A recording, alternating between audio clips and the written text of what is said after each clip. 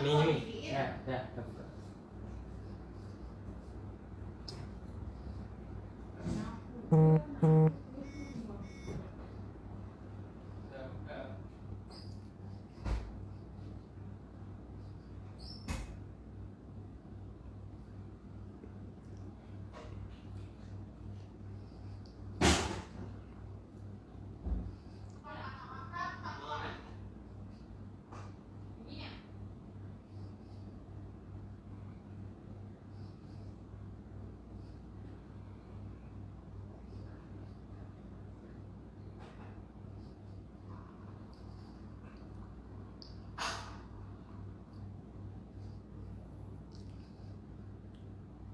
أستغفر الله العظيم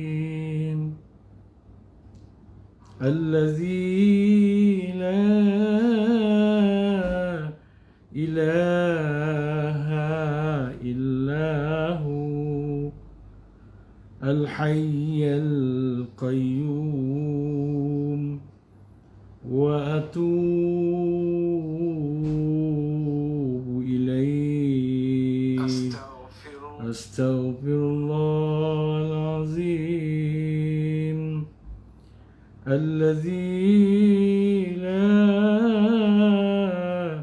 إله إلا هو الحي القيوم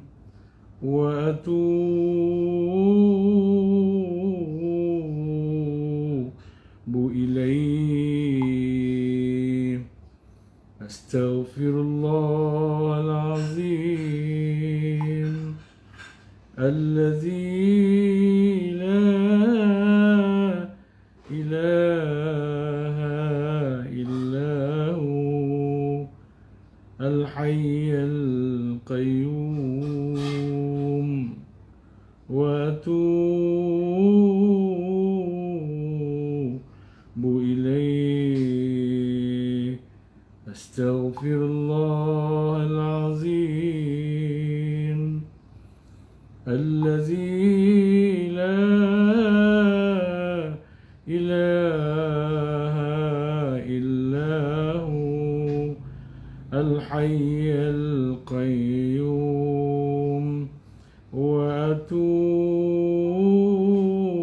وأتوب إليه أستغفر الله العظيم الذي لا إله إلا هو الحي القيوم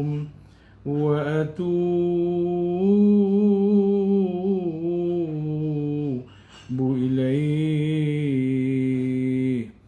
أستغفر الله العظيم الذي لا إله إلا هو الحي القيوم وأتوب إليه أستغفر الله العظيم الذي لا إله إلا هو الحي القيوم وأتوب إليه أستغفر الله العظيم الذي لا إله إلا هو الحي القيوم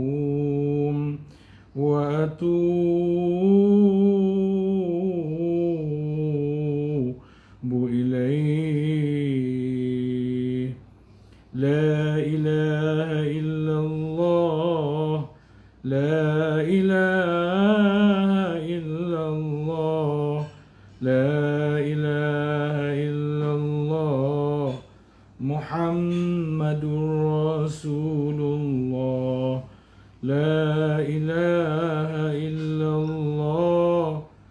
لا إله إلا الله لا إله إلا الله محمد رسول الله لا إله إلا الله لا إله إلا الله لا إله إلا الله محمد رسول الله يا الله يا الله يا الله يا الله يا الله يا الله يا الله يا الله لا إله إلا الله لا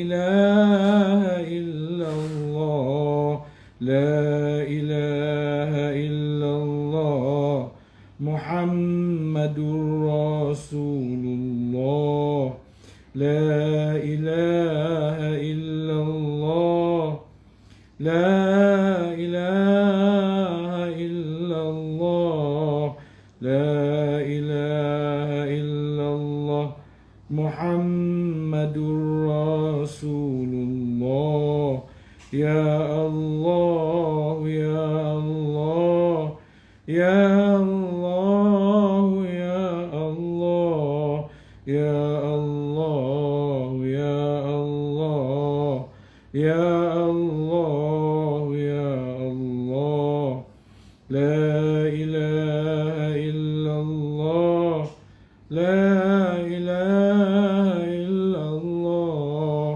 لا إله إلا الله محمد رسول الله لا إله إلا الله لا إله إلا الله لا إله إلا الله محمد رسول الله يا الله يا الله يا الله يا الله.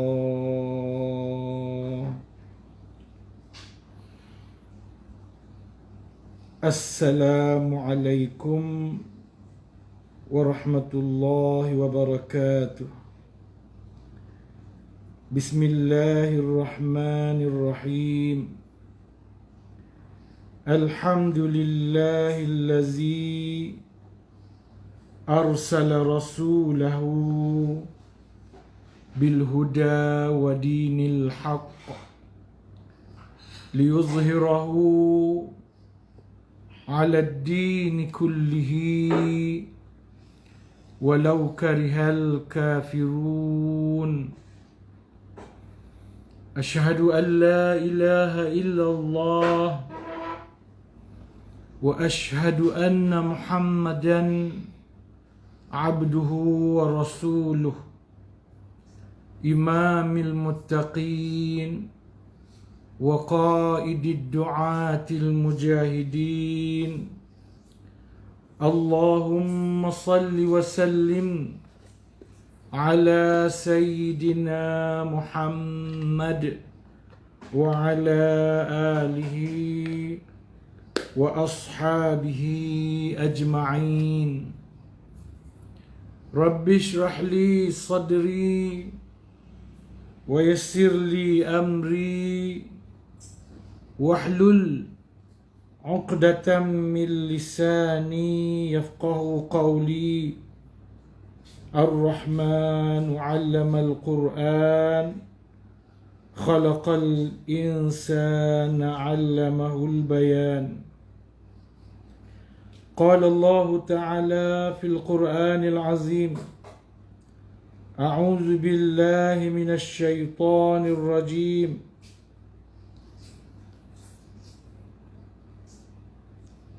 Tabarakalladzi biyadihil mulk wa huwa ala kulli syai'in qadir. Alladzi khalaqal mauta wal hayata liyabluwakum ayyukum ahsanu amala wa ila akhir surah. Sadaqallahul azim. Pertamanya kita mengucapkan syukur kehadrat Allah Subhanahu wa taala kerana dengan limpah dan kurniaannya dapat kita bersama-sama pada malam ini bertemu untuk menyambung kuliah online kita. Dan sebagaimana telah dimaklumkan sebelum ini, pada malam ini kuliah online kita ini adalah anjuran ataupun tajaan oleh Surau As-Sabirin SBCR Saujana Utama.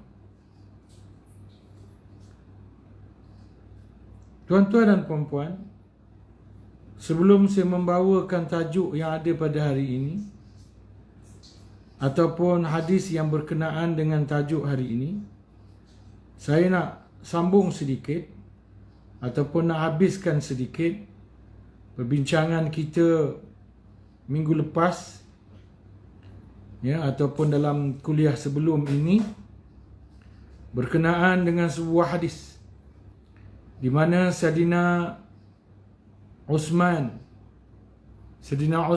bin Affan radhiyallahu an yang dikatakan menangis apabila beliau berdiri di tepi kubur sehingga basah janggutnya. Lalu sahabat bertanya, kalau sebut neraka, sebut lain-lain, syurga, kau tak menangis, tapi bila tentang kubur engkau menangis, maka kenapakah itu berlaku? Lalu dijawab oleh Sayyidina Uthman bahawasanya kerana sabda Nabi, kubur adalah permulaan hari kiamat. Kalau kita senang di kubur, kalau kita lepas siksaan kubur, maka bermakna kita mudahlah selepas itu ke syurgalah kita. Tapi kalau kita susah di kubur, sukar di kubur, tak selamat dan diazab di kubur, berarti selepas itu pun amat sukar dan kita akan diazab di kubur itu juga.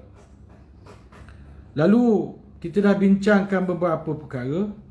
Cuma malam ni saya nak tambah sikit tentang beberapa faktor, 3 faktor kenapa seksa kubur itu berlaku. Kenapa himpitan kubur, bukan seksa. Seksa tu luas, ini himpitan kubur, ya. Jadi ada 3, saya secara ringkas sahaja, ya, perkara yang menyebutkan kenapa seksa kubur berlaku, iaitu pertama, kerana cuai terhadap air kencing yang tidak dicuci dengan bersih dan ada kalanya terkena kepada pakaian yang kemudian dipakai untuk mengerjakan solat, ya, maknanya dia cuai dalam menjaga taharah, akhirnya dia bernajis dan akhirnya najis itu sampai kepada tempat dia solat atau pakaian dia bersolat atau badannya ketika dia bersolat, maka itu menyebabkan berlaku kerosakan kepada ibadat solatnya, ya. Dan itu antara sebab berlakunya himpitan kubur itu, ya. Yang kedua, tuan-tuan, berlakunya himpitan kubur itu ialah kerana sikap membiarkan kesalahan berpanjangan dan menangguhkan waktu untuk bertaubat. Membiarkan maksudnya dia buat dosa, buat salah, dan dia sedar itu kesalahan, itu dosa, sedar dah dia, tahu dah dia, Tapi dia kekal dalam dosa dan kesalahan itu. Dia sayang nak tinggalkan dosa itu. Walaupun dah sedar, walaupun dah insaf. Dalam bahasa lain dia menangguh-nangguh untuk bertaubat. Nantilah aku bertaubat. Nantilah aku berhenti. Maka ini juga dia antara sebab kenapa kita mendapat himpitan kubur. Sebab itulah Imam Al-Ghazali di dalam kitabnya Ihya Ulumuddin ada menyebutkan bahawasanya segera bertaubat itu adalah wajib. Bila kita sedar saja, insaf sahaja, tahu sahaja apa yang kita buat itu adalah kesalahan, adalah dosa di sisi Allah, wajib kita bertaubat pada masa itu juga. Dan haram kita menangguhkan bertaubat. Esoklah, minggu depanlah, bulan depanlah, tahun depanlah, haram hukumnya. Umpamanya kita sedar kita tak bertudung tu salah, dosa, kita kata nantilah. Nantilah tahun depanlah baru bertudung. Ataupun kita sedar pakai seluar jin ketat tu salah bagi orang perempuan. Orang lelaki pun ialah kalau ketat salah juga. Pakai seluar jin ketat tu salah, haram. Ia termasuk dalam perkara mendedahkan aurat. Lepas tu dia kata sayang seluar ni beli mahal ratus-ratus. Pakailah dulu setahun dua puas hati juga. Lepas tu barulah tanggal tak pakai dah. Maka itu adalah perbuatan dosa dan menyebabkan kita akan mendapat himpitan kubur masa kita mati nanti. Dan yang ketiga, kita mendapat himpitan kubur ialah kerana kurangnya rasa bersyukur kepada Allah Subhanahu wa ta'ala. Kurangnya rasa bersyukur kepada Allah Subhanahu wa ta'ala. Sebab tu kurang syukur. Dia tak kata tak bersyukur. Kalau tak bersyukur lagi dahsyatlah. Dia kata kurang bersyukur. Kurang mengucapkan alhamdulillah apabila kita mendapat nikmat. Ataupun kita tidak menggunakan nikmat Allah untuk perkara yang lebih mendekatkan diri kita kepada Allah, maka kurang bersyukur ini juga boleh menyebabkan Swiss katil tu. Siapa buka? Tutup. Udin lah tadi. Kita minta maaf ada gangguan teknikal sikit. Jadi maknanya kita hendaklah sentiasa bersyukur kepada Allah Subhanahu wa ta'ala. Sentiasa bersyukur. Sebab itu kita sekurang-kurangnya beramallah dengan wirid-wirid, disiplin wirid. Wirid lepas solat pun tak apa. Baca disiplin tahlil pun tak apa. Baca al-maksurat pun lagi bagus pagi petang.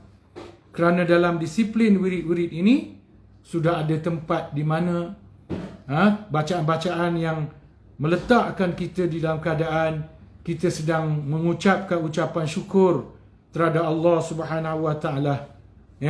Dalam doa-doa maksud wirid yang dalam doa-doa yang diwaridkan dari Rasulullah. Terdapat doa-doa yang membawa rasa syukur kita kepada Allah Subhanahu wa ta'ala. Kemudian tuan-tuan, kita pindah kepada tajuk kita pada malam ini, iaitu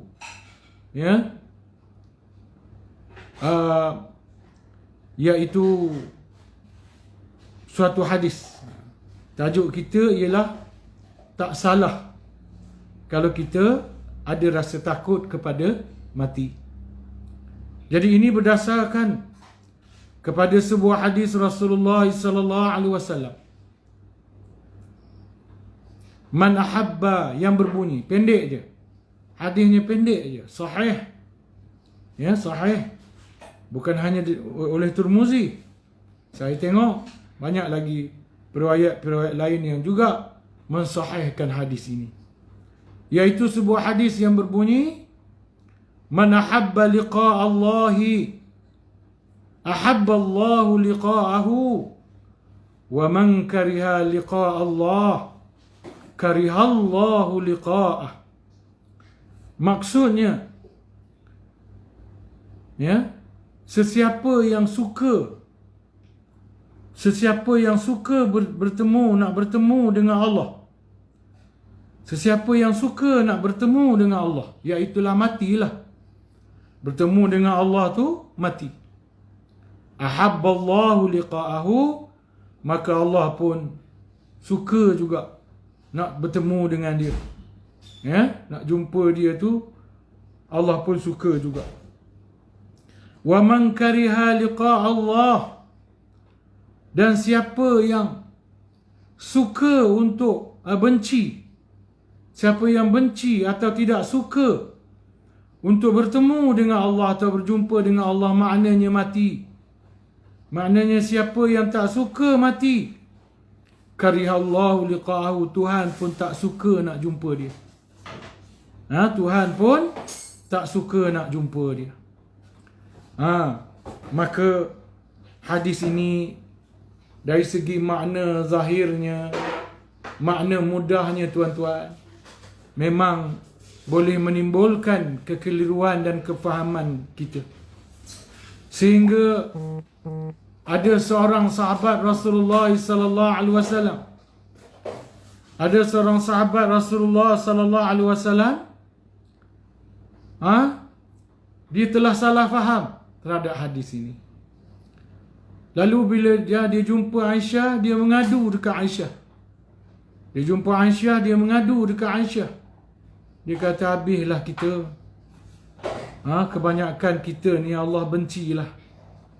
Sebab mana senang nak jumpa orang yang suka mati. Rata-rata kita manusia ni takut mati. Rata-rata dan kebanyakan manusia takut untuk mati. Habislah kita, Tuhan benci kita lah. Ramailah kita yang dibenci oleh Allah, termasuklah aku. Sebab kebanyakan kita, termasuk aku, tak suka mati. Tak suka. Habislah. Dia mengadu kepada Aisyah. Lalu menurut riwayat lain, Aisyah bertanyakan perkara ini kepada Rasulullah sallallahu alaihi wasallam. Aisyah bertanya kepada Rasulullah, apakah maksudnya yang sebenar? Apakah benar sebagai apa yang difahamkan oleh Syuraih ini? Lalu Rasulullah sallallahu alaihi wasallam menerangkan. Rasulullah sallallahu alaihi wasallam menerangkan, Rasulullah kata tidak begitu. Bukan itu maksudnya. Ya. Saya ambillah sikit ringkasan hadis yang menjawab. Ya, panjang tapi saya ambil poin pentingnya. Di dalam hadis itu Rasulullah berkata dalam menjawab pertanyaan Aisyah ini, Rasulullah bersabda, "Iza busyira bi rahmatillah." Maknanya apabila seseorang yang beriman itu, yang baik, yang taat kepada Allah Subhanahu wa taala, apabila dia nak mati,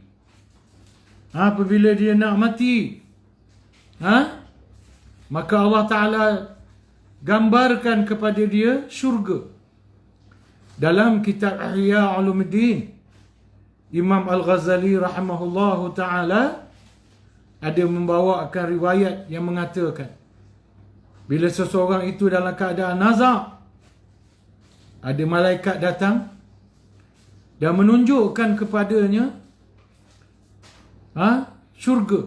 Kalau dia orang baik, orang beriman, taat, bertakwa, akan ditunjukkan kepadanya syurga, tempat yang dia akan pergi.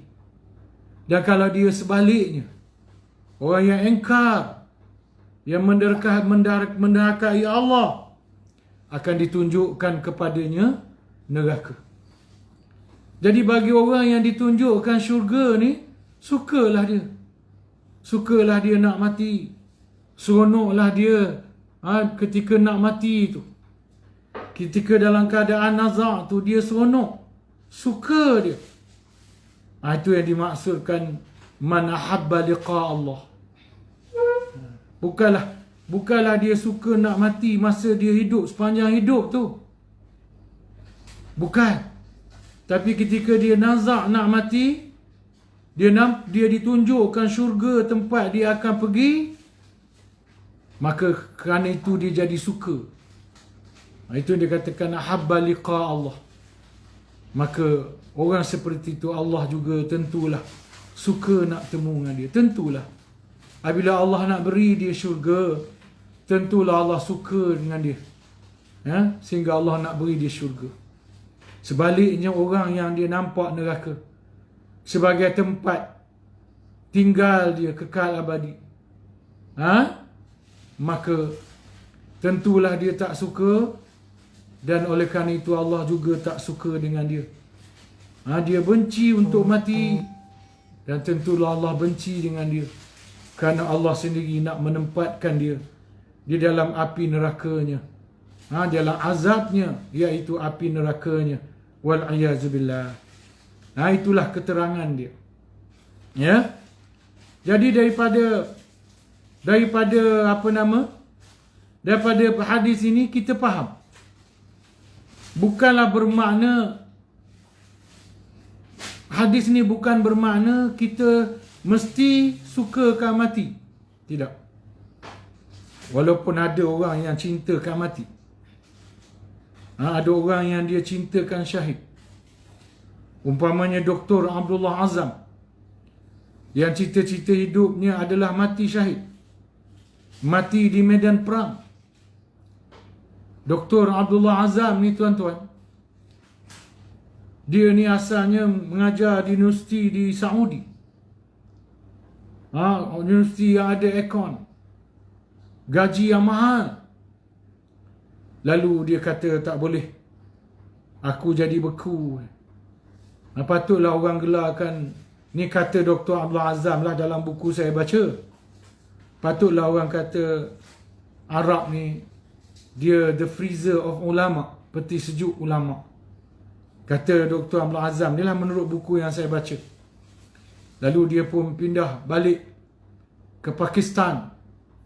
Dia duduk di bandar Peshawar, Pakistan.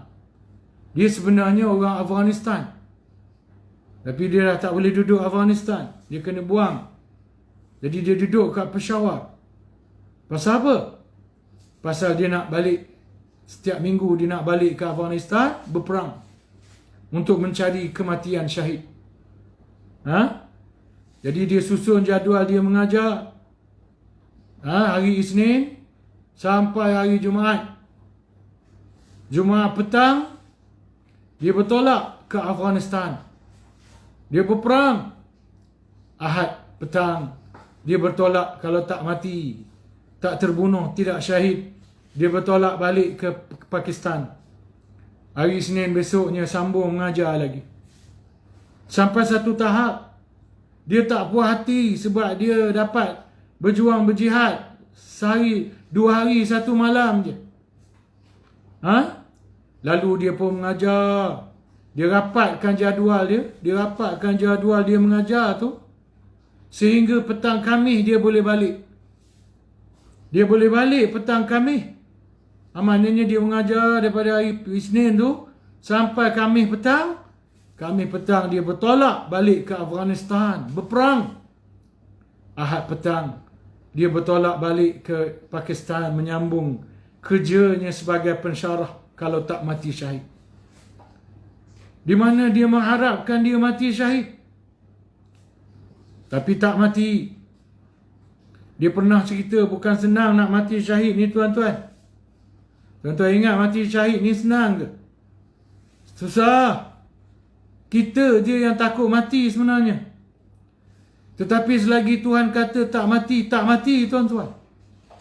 Ada satu kisah yang diceritakan oleh Dr. Abdullah Azzam sendiri. Bagaimana Dr. Abdullah Azzam cerita, dia kata susahnya nak mati syahid ni. Dia beri satu contoh. Ada 2 contoh sebenarnya.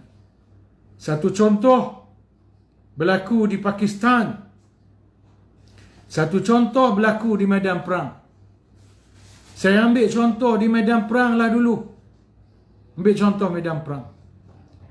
Dia kata satu hari, satu malam, mereka sedang duduk berkumpul dalam khemah Mujahidin Afghanistan. Tengah duduk, tiba-tiba dia terasa nak buang air. Bukan setakat air kecil, tapi air besar, kalau tak salah saya lah. Lalu dia pun keluar meninggalkan khemah. Nak buang air, takkan nak berdekat-dekat, nanti membusukkan tempat kawan-kawan. Dia pun pergi jauh tinggalkan khemah. Tidak. Belum lagi. Sedang mereka duduk dalam khemah, tiba-tiba mereka mendengar kapal terbang lalu. Dan mereka cam. Bunyi enjin kapal terbang itu adalah bunyi enjin kapal terbang Rusia. Dan adatnya, selalunya, apabila kapal terbang itu lalu dan nampak khemah Afghanistan Mujahidin, dia akan gugurkan bom. Lalu mereka pun pejam mata, mengucapkan syahadah, kerana menurut adat bom akan digugurkan dan habislah mereka.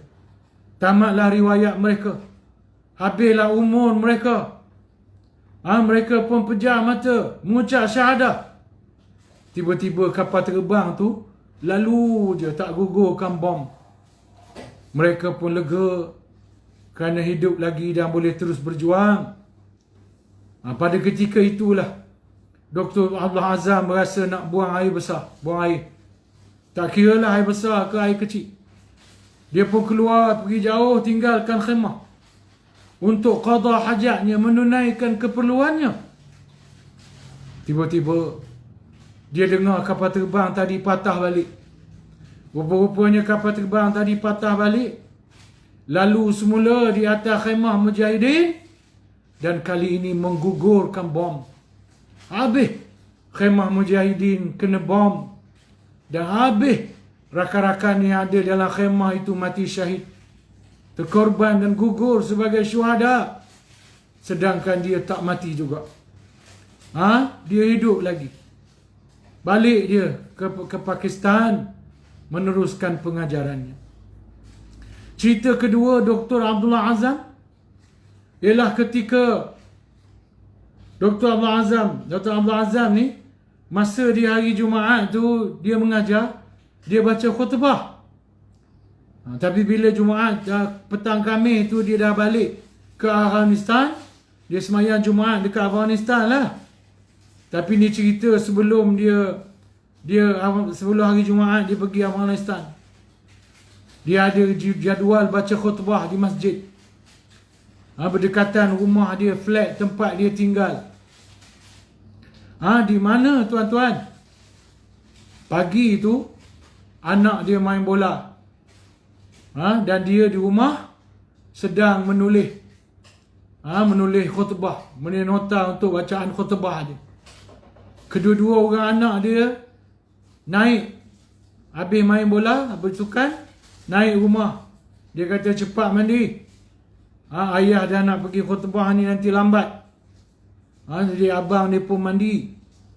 Adik dia pun tunggu kemudian lah, bilik air satu je. Kemudian bila abang dia dah siap, Dr. Abdullah Azam kata pada adik dia sedang mandi. Dia kata, ayah pergi dululah, sebab kamu lambat lagi. Ayah nak baca khutbah, ayah kena awal.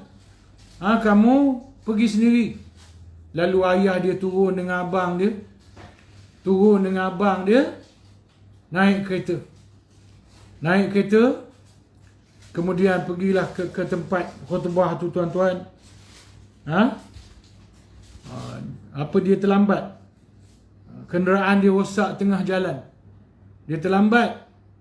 Sementara orang tunggu dia sampai tu, patutnya khutbah dah baca dah. Tapi oleh kerana dia lambat, orang tak baca lah lagi. Dalam pada masa lambat tunggu dia tu, orang nampak ada sesuatu di bawah mimbar yang pelik.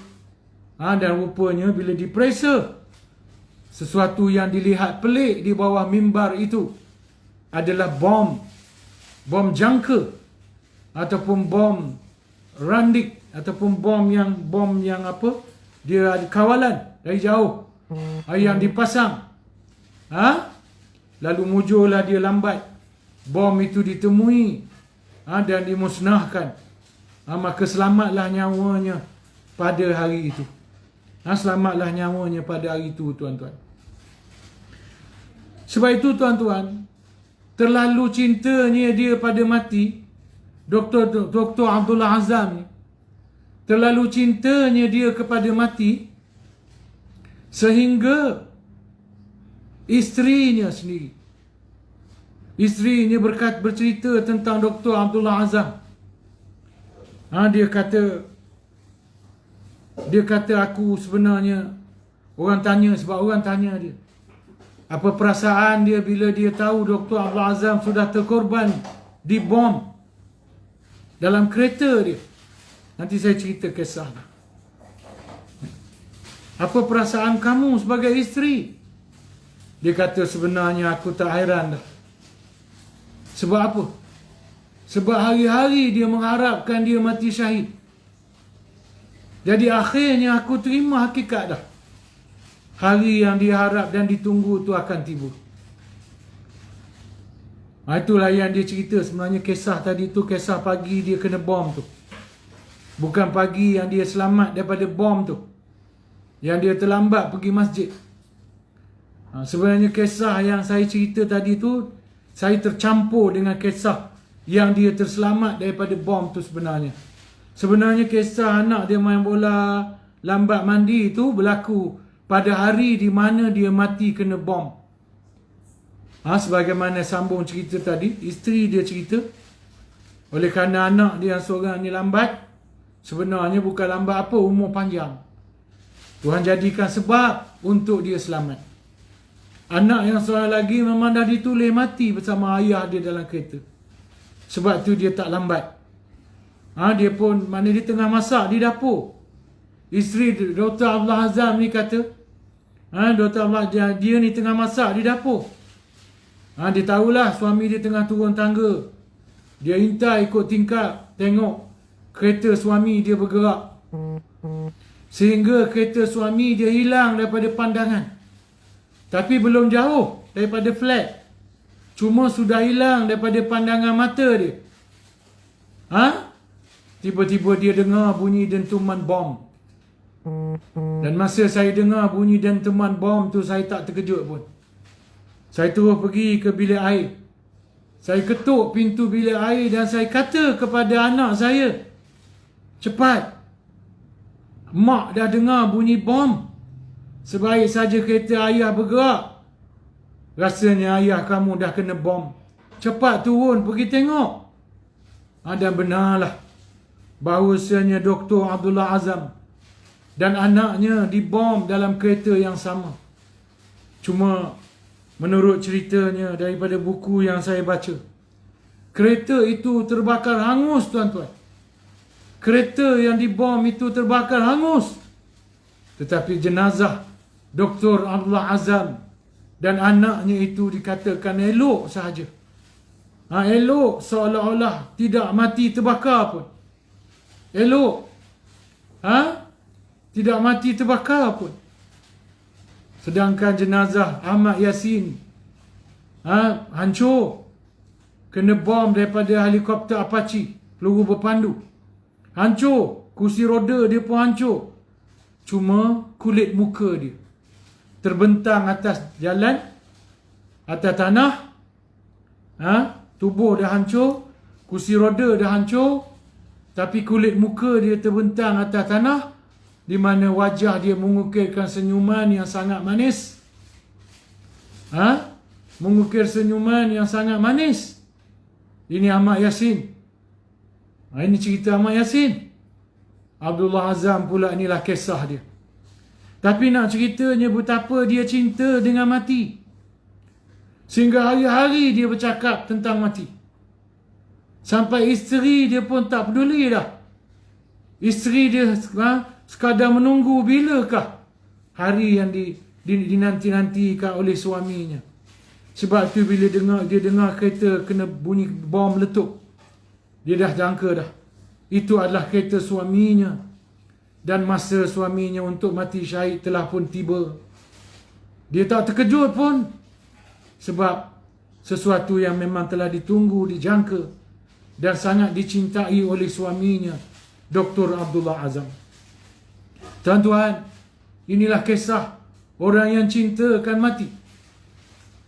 Dr. Abdullah Azam, Ahmad Yassin, walaupun diugut supaya jangan memimpin gerakan Hizbul Muslimin, tetapi perjuangan Palestin, tetapi dia akan diugut, dibom daripada helikopter Apache.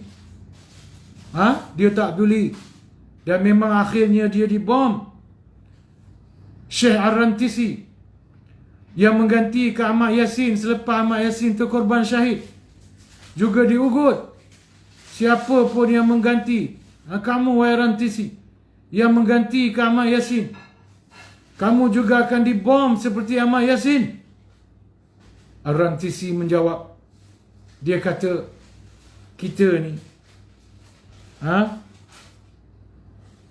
saya memilih, kita ni kalau tak mati sakit kencing manis, demam jantung, buah pinggang, darah tinggi, kita mungkin mati kemalangan.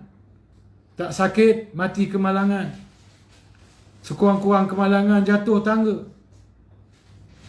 Tapi saya memilih, saya tak nak mati kencing manis, tak nak mati darah tinggi, tak nak mati kemalangan jalan raya. Saya nak memilih mati kerana dibom oleh helikopter Apache. Saya memilih mati daripada Apache, dia sebut begitu. Dan memanglah tuan-tuan, tak lama selepas itu, sebagaimana janji Israel, Syekh Ar-Rantisi dibom daripada helikopter Apache. Dan sungguh jenazahnya tersenyum. Boleh cari dalam internet, jenazahnya tersenyum walaupun dia mati dibom, tetapi dia tetap mengukirkan senyuman yang indah. Inilah contoh mereka yang sukakan mati, benar-benar sukakan mati. Bukan hanya sukakan bertemu dengan Allah ketika nazak, tetapi selama hidup, selama bernafas pun mereka sudah cintakan mati. Mereka sudah mengharapkan untuk mati di jalan Allah Subhanahu wa ta'ala, tetapi bukan mati bunuh diri. Mati berjuang, mati di dalam perjuangan. Sebab tu tuan-tuan, kalau ada kawan-kawan kita, rakan-rakan kita yang tak nak berjuang, meninggalkan perjuangan, menangguhkan perjuangan sebab sakit, minta maaf lah, saya berhenti letak jawatan, saya dah tak mampu, saya sakit jantung, saya kencing manis, saya buah pinggang, saya darah tinggi, saya dah tak mampu nak mesyuarat sana, mesyuarat sini, saya nak duduk rumah berehat, makan ubat, saya sakit, saya dah hampir mati, saya nak berhenti berjuang, nak tangguhkan perjuangan. Beritahu kepada mereka tuan-tuan, beritahu kepada mereka, wahai para sahabat, kalau betul kita nak mati, kalau betul kita nak mati kerana sakit jantung, kalau betul kita kemungkinan besar nak mati, kemungkinan besar akan mati kerana sakit jantung, kemungkinan besar akan mati kerana darah tinggi, buah pinggang, kencing manis, maka marilah kita mati dalam perjuangan. Berjuanglah terus, selagi mampu bangun, selagi mampu bergerak, wa imma berkursi roda, wa imma merangkak, selagi mampu berjuang dalam bentuk apa pun, selagi boleh sampai ke tempat perjuangan, berjuanglah, teruskan berjuang. Dan kalau perlu mati, matilah sedang berjuang. Matilah ketika sedang kita memperjuangkan agama Allah. Kalau tidak pun syahid dalam perjuangan perang menegakkan agama Allah. Kalau tidak pun mati dibunuh kerana memperjuangkan agama Allah. Sebagaimana Dr. Abdullah Azam ataupun Ahmad Yassin ataupun Syekh Ar-Rantisi. Sekurang-kurangnya mati ketika perjuangan. Walaupun mati kerana jantung, walaupun mati kerana kencing manis, walaupun mati kerana darah tinggi, tetapi kita mati dalam jalan perjuangan bagi menegakkan agama Allah Subhanahu wa ta'ala. Itulah cita-cita orang-orang yang beriman. Walaupun mereka cintakan mati. Kalau tak dapat mati, terbunuh kerana perjuangan. Sekurang-kurangnya lah biar mati dalam perjuangan. Ini pesan, sampaikan pesan kepada rakan-rakan kita yang sakit. Kerana ada kisahnya tuan-tuan. Ya, ada kisah seorang pensyarah universiti. Saya rasa tak payahlah saya sebut namanya. Rasanya dah meninggal dunia pun. Dah meninggal dunia dah. Tapi tak apalah. Mungkin nak menghormati, saya tak pasti ahli keluarga dia marah atau tidak kalau saya ceritakan ni. Saya tak payah sebutlah namanya. Ya? Dia seorang pensyarah universiti tuan-tuan. Dia ada pegang jawatan dalam Parti Islam se-Malaysia PAS. Dalam Dewan Ulama. Dia pegang jawatan dalam Dewan Ulama Tanah Pusat. Masa tu saya menjadi Setiausaha Agung Dewan Ulama, Setiausaha Kerja Dewan Ulama PAS Pusat. Jadi dia adalah bendaharinya. Dan dia juga pensyarah sebuah universiti terkemuka di tanah air. Ketika nak berlaku pilihan raya, kami sahabat-sahabat pergilah jumpa dia, meminang dia untuk menjadi calon di kawasan, salah satu kawasan dalam wilayah persekutuan. Saya tak nak sebutlah kawasan mana, tapi dalam salah satu kawasan di wilayah persekutuan. Lalu dia memberikan alasan dia sakit. Kalau tak salah saya jantung lah tuan-tuan. Kalau tak salah saya jantung lah penyakitnya. Dia kata saya ni tak larat berjuang dah. Nak kena rehat. Sebab saya dah disahkan oleh doktor ada masalah jantung. Jadi minta maaf lah. Carilah orang lain untuk menjadi calon. Lalu salah seorang sahabat yang hadir, dia sebut, kami semua pun dah, orang budak-budak muda kata mati kutu. Bila dia beralasan kan sakit jantung tu, kami pun dah tak reti nak cakap apa dah tuan-tuan. Tak reti dah nak cakap apa. Tak reti dah. Dia membisu kelu lidah. Dalam hati masing-masing nak kena fikir orang lain dan carilah orang lain untuk jadi calon. Tiba-tiba ada seorang sahabat yang hadir tuan-tuan. Saya tak nak sebut nama, dia ada sebab. Kalau perlu nanti saya sebut. Kalau perlu saya sebut. Tapi saya tak nak sebut kerana ada sebab.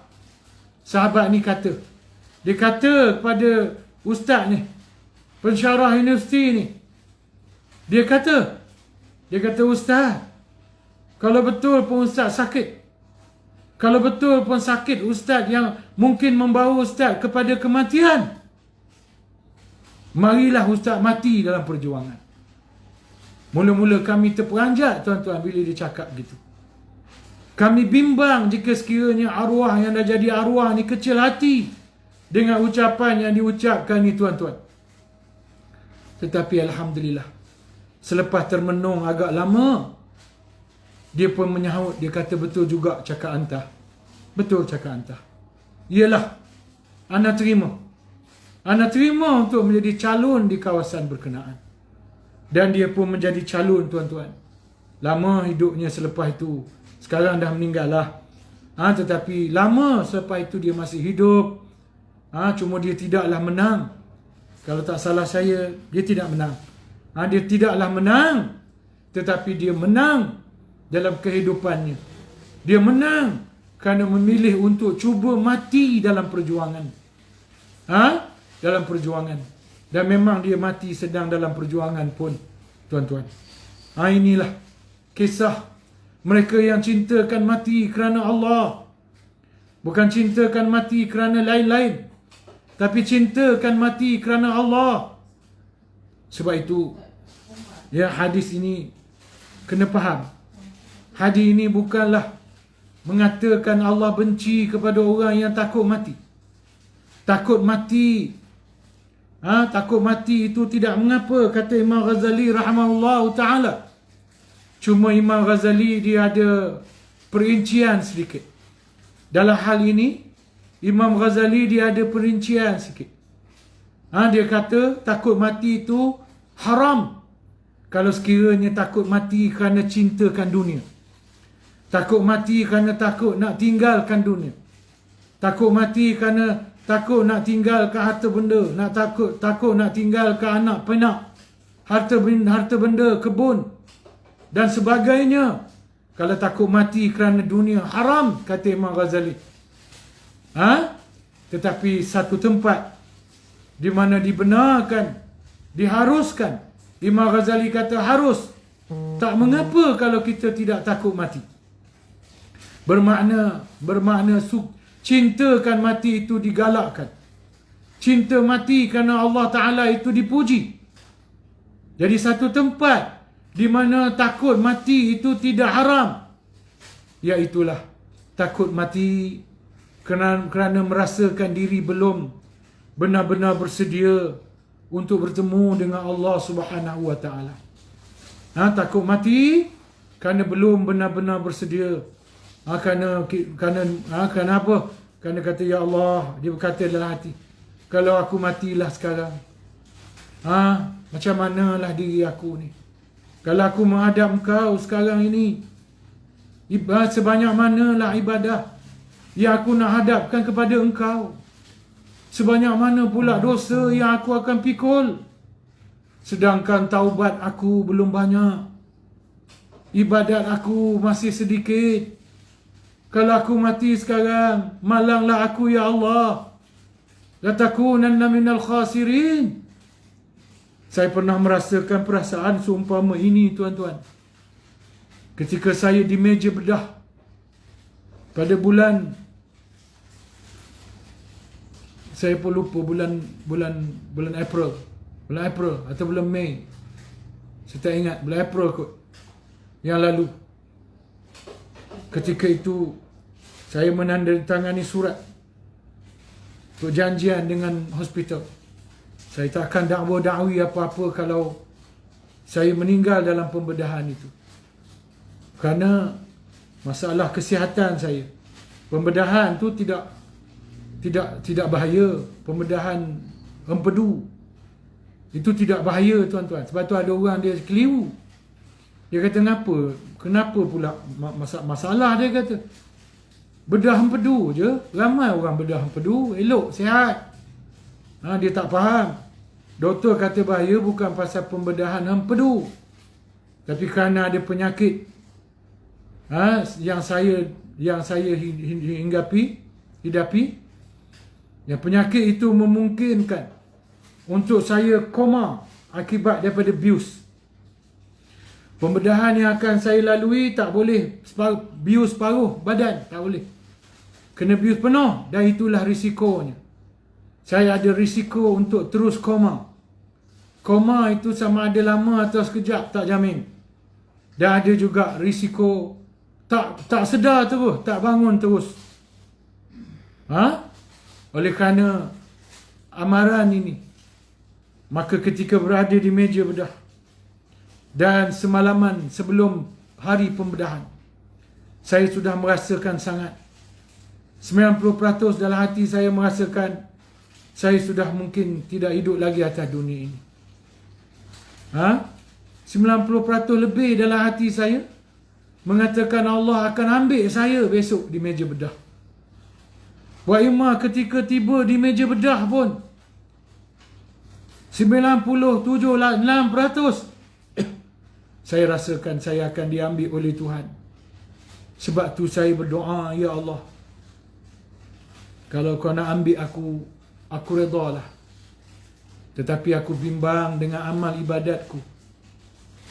Aku berimbang dengan dosa yang aku pikul. Aku bimbang dengan ibadatku, taubatku yang aku kira masih sedikit.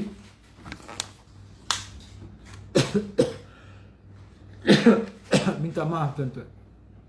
Minum sekejap.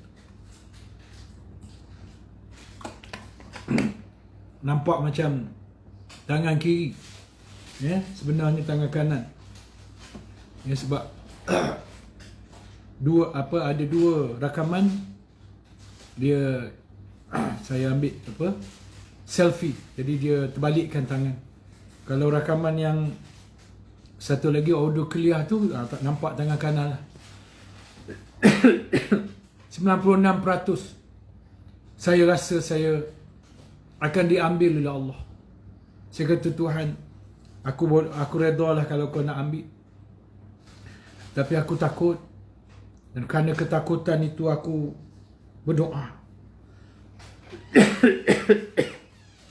Kalau aku masih boleh diberi peluang untuk teruskan hidup, mengisi saki-baki hidup yang mungkin akan kau berikan nanti, untuk bertaubat, mengembalikan diri benar-benar ke hadapan-Mu, ya Allah.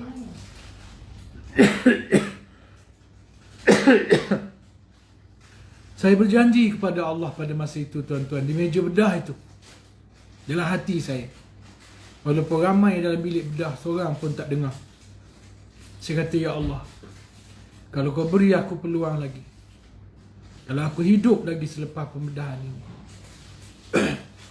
aku berjanji untuk benar-benar mengibadahi-Mu dan terus memperjuangkan agama-Mu sekadar yang aku mampu, sejauh yang aku mampu dengan kemampuan yang aku ada. Jadi tuan-tuan, Imam Al-Ghazali rahimahullahu ta'ala mengatakan, haram benci mati kerana dunia.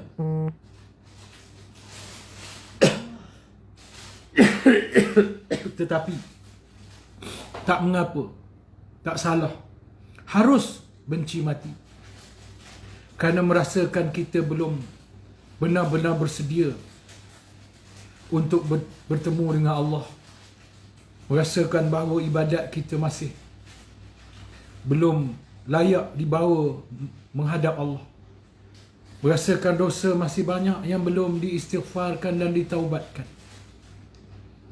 Jadi tuan-tuan, inilah kefahaman hadis ini.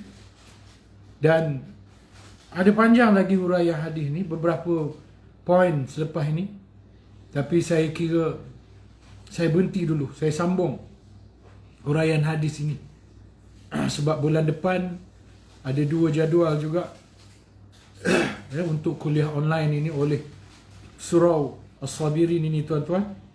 Saya akan sambunglah, ya, pada tarikh yang akan dimaklumkan nanti. Panjang lagi, ada uraian panjang lagi lepas ni untuk hadis ini. Jadi saya berhenti setakat inilah, tuan-tuan, dulu. Masa tak mengizinkan, kesihatan pun tak mengizinkan, terutamanya kerongkong saya yang sudah mula gatal.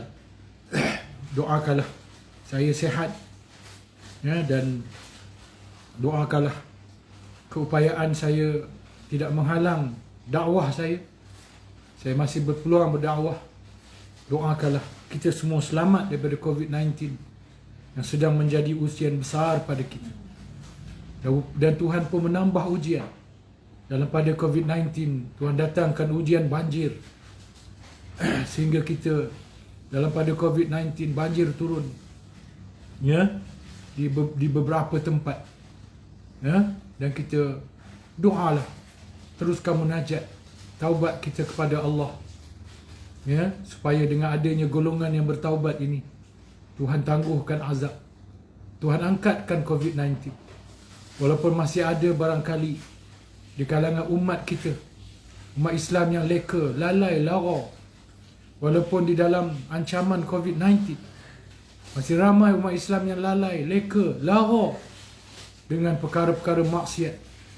Tetapi sekurang-kurangnya, jika sekiranya masih ada di kalangan umat Islam yang bermunajat, bertaubat, kembali kepada Allah, maka COVID-19 diangkat, khususnya bala Allah, khususnya COVID-19 diangkat Allah kerana golongan ini, golongan yang bermunajat, bertaubat ini, insya-Allah. Di sekian wabillahi taufiq wal hidayah. Wassalamualaikum warahmatullahi wabarakatuh.